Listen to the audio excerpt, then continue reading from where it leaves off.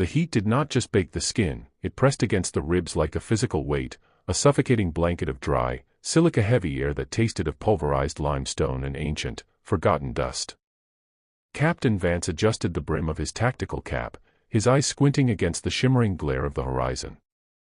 Behind him, the village of Al-Qaeda lay in a state of suspended decay, a cluster of mud brick hovels and one jagged, crumbling minaret that defied the laws of structural integrity. According to the high-resolution satellite imagery provided by Central Command 3 days ago, this coordinate was nothing but a flat expanse of salt pans and shifting dunes. Yet here they were, boots sinking into the fine white sand of a main street that didn't exist on any map. "Check your sectors," Vance said, his voice raspy from the lack of moisture. "Elias, get that SAW team on the north roof. I want interlocking fields of fire before the dust settles. Gunnery Sergeant Elias didn't respond with words, only a curt nod that sent a bead of sweat rolling down his weathered temple. He signaled to the two privates carrying the M249, gesturing toward the skeletal remains of what might have once been a granary.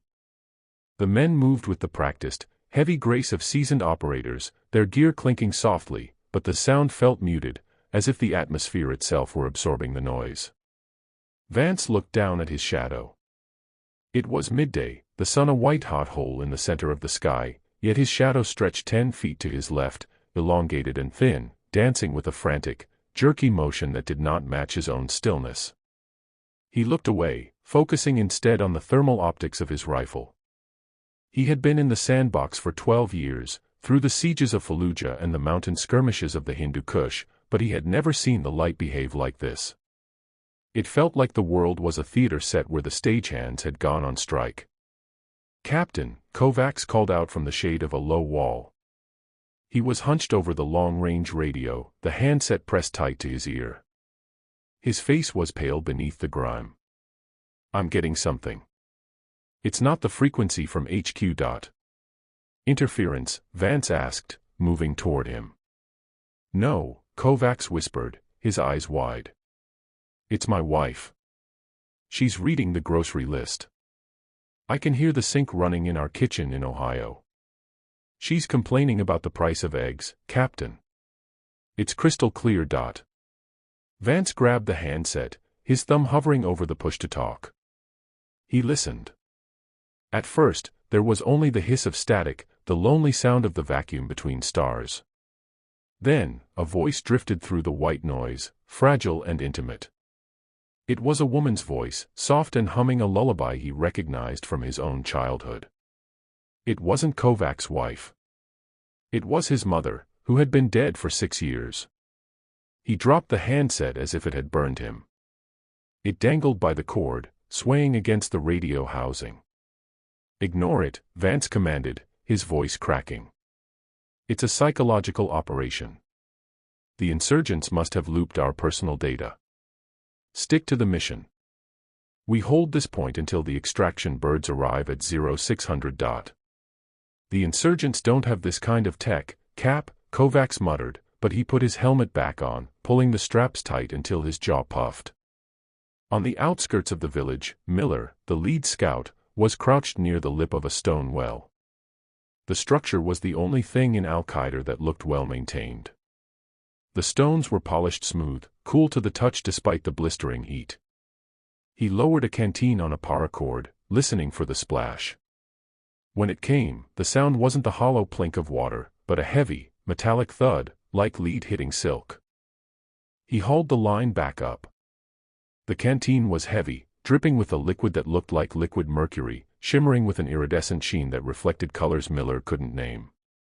His throat was a desert, his tongue swollen against the roof of his mouth. The tactical reality was simple: they were out of water, the supply drop had gone wide into a minefield, and the insurgents were 3 miles out and closing fast. "Miller, report," Vance's voice crackled over the short-range comms. Miller looked at the silver liquid. He didn't answer. He unscrewed the cap. The air around the well suddenly felt frigid. He took a single, cautious sip. The world didn't just change, it fractured. The sensation was like being yanked backward through a straw. His vision blurred, then snapped into a terrifying clarity. He saw the horizon, but it was 5 seconds ahead of the present. He saw a puff of dust in the distance, an RPG launch. He saw the trail of smoke. He saw the projectile arc through the air. He saw it strike the granary where Elias and the SAW team were setting up. He saw the explosion, the red spray of blood, the scream that hadn't happened yet. Miller jerked his head back, gasping. He was back in the present. The horizon was still. The granary was intact. Elias was just reaching the ladder. "Get down," Miller screamed, his voice tearing his throat. "North roof, get down." RPG. Vance spun around, confused, but the discipline of the unit took over. Elias didn't ask why. He tackled the machine gunner, rolling them both off the edge of the granary just as a streak of white smoke bisected the sky. The explosion was deafening. The granary disintegrated in a bloom of fire and brick dust. Had they been there, they would have been vaporized. "How the hell did you see that coming?" Vance roared over the ringing in his ears, diving behind a stone trough. "Miller, talk to me." Miller stood by the well, his eyes turning a dull, flat gray. He felt a sudden, agonizing hollery in his chest, as if a memory of his first birthday had been ripped out of his brain to pay for the vision. He couldn't remember the color of his first bicycle. It was just gone. A blank space in his soul where a piece of his history used to be. "The well," Miller said, his voice sounding hollow and distant. "Drink from the well, Captain. You can see what's coming. But it takes something from you. It takes who you were. Vance looked from the burning granary to the scout, then to the silver water dripping from Miller's canteen. On the horizon, the dust clouds of the approaching insurgent technicals were growing larger. They were outnumbered 10-1, trapped in a village that didn't exist, listening to the ghosts of their families in the wind. "Doc, get over here," Vance said, his face hardening into a mask of pure tactical necessity. "We're going to need to see more than 5 seconds if we're going to survive the night. Set up a rotation. 2 ounces per man. We're going to turn this ghost town into a killing floor. The shadows of the village began to stretch toward the approaching enemy, moving against the light of the setting sun.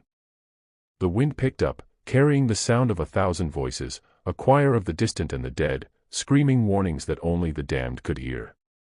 "Elias," Vance said, checking his magazine. "How much do you remember about your home?" Elias looked at the well, then at the smoking ruins of his position. He wiped the soot from his brow. "Not enough to matter anymore, sir. "Good," Vance said, dipping his own canteen into the silver dark. "Because by morning, we won't remember why we're even fighting.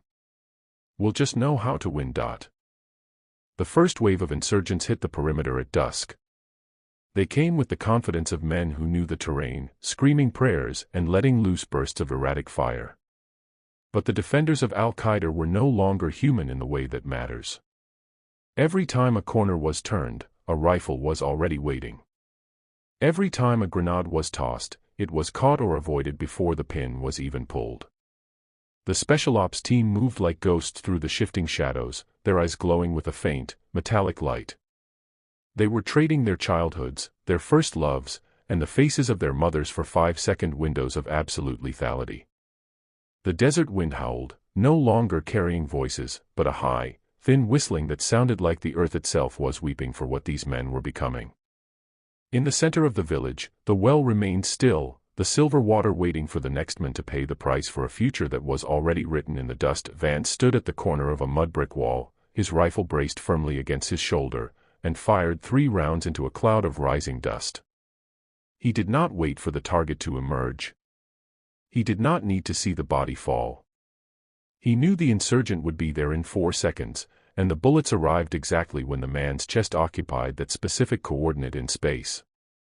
"Move to the secondary line," Vance commanded, his voice a flat, mechanical rasp that lacked any trace of his former gravelly warmth, "and don't look back at the well.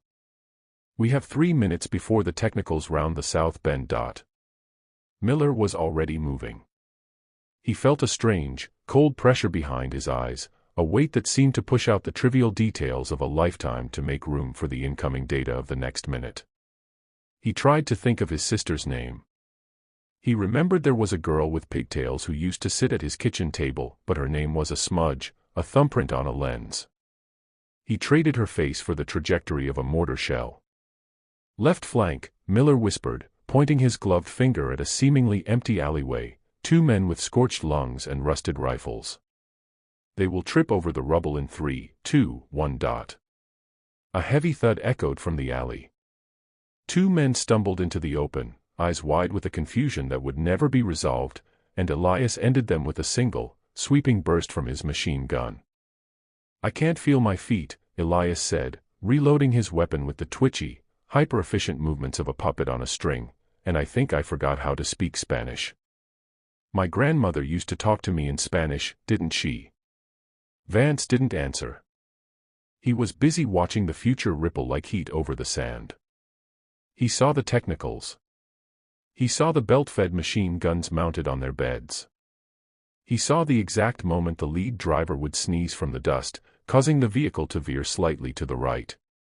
"Elias, aim for the lead driver's tires," Vance ordered, his eyes fixed on a point in space that was still empty, "but wait for my mark. Miller, take the fuel tank on the second truck. It is going to leak in 10 seconds when it hits the pothole." They waited in the silence of men who were no longer waiting for anything. The world was a script they had already read. The fear was gone, replaced by a profound, echoing boredom. To know the future was to lose the thrill of the gamble. There was no courage in a predetermined victory, only the execution of a task. The technicals roared around the bend, engines screaming in the thin mountain air, and the trap snapped shut with the cold precision of a guillotine. The lead truck flipped as the tire shredded exactly where Vance had predicted. The second truck blossomed into a violent orange sphere of flame as Miller's bullet found the leaking tank. "It is working," Vance said, dropping his empty canteen into the dust, "but I do not know why we are here." "Miller, do you know why we are in this village?" Miller looked at the captain. His face was a mask of smooth, expressionless gray, the eyes reflecting nothing but the silver of the well. "We are here because we are winning, Sir. "Winning what?" Vance asked, his hand trembling as he reached for the well's bucket again. "Because I have forgotten the name of the country that sent us here. Miller tilted his head, listening to the screams of the dying insurgents, and realized he could not remember what a scream was supposed to mean. To his ears, it was just a frequency. A vibration in the air. "Does it matter?" Miller replied, his voice blending with the whistling wind, "as long as we are the ones left standing when the sun comes up." The captain dipped the bucket.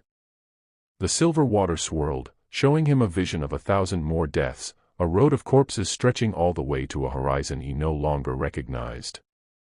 He drank deeply, his throat working as he swallowed the last of his childhood, and watched his mother's face dissolve into a map of the valley.